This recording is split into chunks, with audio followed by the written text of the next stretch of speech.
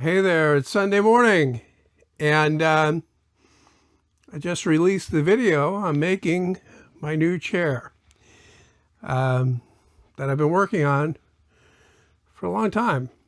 I actually started it this time last year and then took an extended break from it and then got back into it about, I don't know, 2 months ago. And over that time, I've been slowly plugging away at it and finally finished it, or as finished as it is right now, anyway, because I still have some things that I want to do with it. In particular, the next thing I want to do is make a footrest, because that's the one thing that's missing. And what I'm using right now as the footrest is the guitar amplifier that I made, I don't know, around 15 years ago. I don't play guitar, but I wanted to build a guitar amplifier, so I did it, and it's been sitting here collecting dust ever since. So yeah, that's big enough and heavy enough so that I can put my feet up on it, and it won't slide, right? So I need a footrest, and I'm going to be building it into the chair. So that's going to be interesting. And that'll be a separate video that I'll make next, you could say. So the video that I made there was 30 minutes long, which is long for me because my videos usually wind up being around, 8 to 12 minutes. That's my usual ballpark for the video length. And I made this one longer just because I can. I just hate like speeding everything up. And I mean, if you want to watch something that's sped up, change the playback speed on the video to 1.5 or 2x, and you'll get everything sped up and even the talking. So yeah, you'll watch it a lot faster. A 30-minute video becomes a 15-minute video at 2x, right? And that's actually how I reviewed it this morning.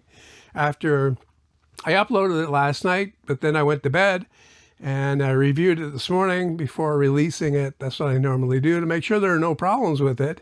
Make sure that I didn't include some pornography or something in the video, like gapped in my thinking or something while I was editing it, and put some dirty scene in there that I would have to then delete the video and re-upload without that part in there. So yeah, it's 30 minutes long, and another reason why I did that is because YouTube seems to be pushing longer videos these days.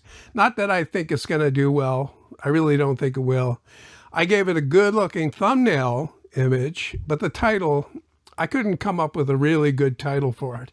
Reinventing the chair was the best that I could come up with.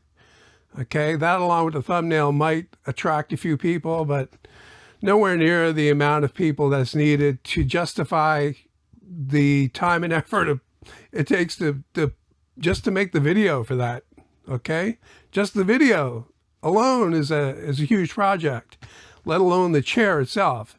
Now I made the chair because I needed the chair. The chair that was down here before as a recliner, I bought 2 recliners, I don't know, around 7 years ago. And I had one down here after, like I brought it down here after I finished building this room. Okay.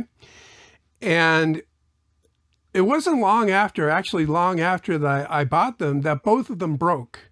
The reclining mechanism broke in one specific place in the bottom where it was way too thin or something. And I tried welding it and it would break again, and I welded and it would break again.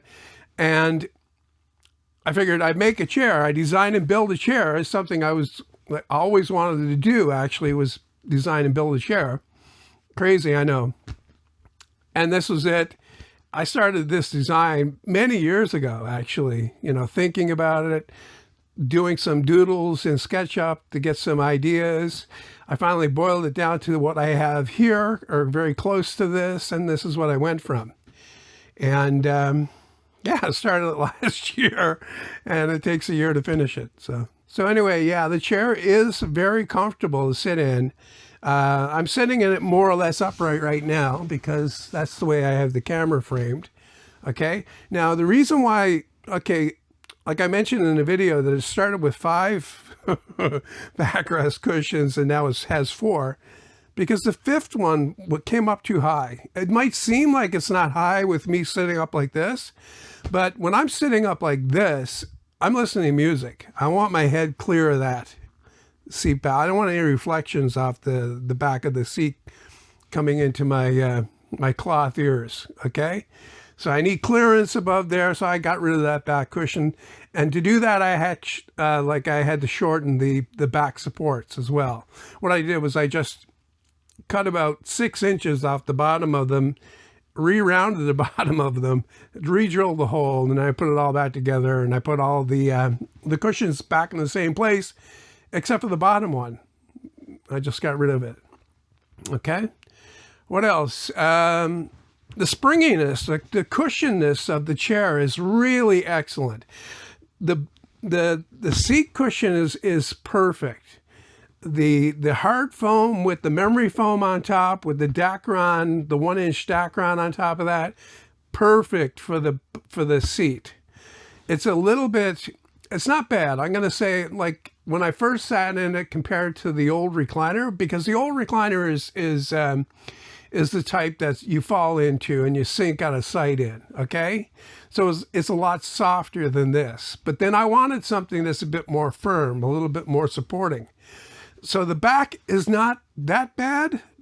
I just think it could, well, first of all, it will hold its shape better if it's one solid piece of foam rather than a hard piece of foam with a soft piece of foam on top of it and then Dacron on top of that. If it's one solid piece of foam covered with Dacron properly and then covered with the material properly, because that's another thing I had to redo all these cushions because I wasn't careful about how I was stapling it on, how much I was pulling it up. Because when I got finished with them and put them on the chair, they were all twisted and bent. They look terrible. I mean, they don't look perfect now, but they're a lot better than they were then. I had to take all those staples out again and wasted about 1,000 staples, and then restaple the whole thing, but be more even with the margin that I pulled up. And that way the cushions themselves were more even, because you don't see it in a seat cushion, okay, a big cushion like the seat.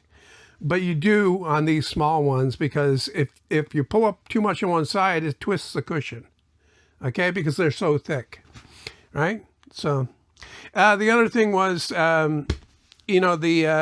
the backer plate for the cushions, right? The Baltic birch backer plate. Originally, I wasn't going to have a backer plate. That was my original plan.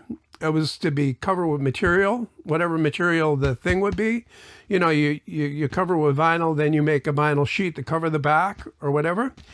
And then I said, well, no, I'll use like something as a backer would look more finished, because it would cover up all the thing, like all the wrinkles that happen underneath when you staple it on. It would be a neater job, I thought. But then I thought that it would be best to paint those black. Except I said, before you paint them black and regret it, put the chair together first and see how it looks with them just clear finished. And I think that when I eventually, if I ever do, get around to reupholstering this in leather this time, I'm going to paint those plates rather than leave them plain, because I think they stand out a bit too much. The other thing is these armrests. I did these in quite a hurry. At that point, when I got to after taking apart the back here and then having to throw away one of these cushions on top of that, I was really sick of the upholstery aspect of this. So I kind of rushed the covers for the armrest, knowing that in the future I will probably be reupholstering it. Now that's like I say, probably, maybe, we'll see. It depends upon how things play out over the next couple of years. Anyway, I'm quite happy with the chair. I doubt the video is going to do well, but like I said, I needed the chair anyway. I needed it for this room. The old recliner, I re-welded it again. It was holding up fairly well because I had lost weight. That's what broke them in the first place. They couldn't take my my 250 pounds sitting in them all day and all night. So yeah, this one is more than strong enough, and I just absolutely love how it moves. It conforms whenever you move. It's not stiff. You know, there's give here, and that's what I was shooting for with all the springs, especially on the back.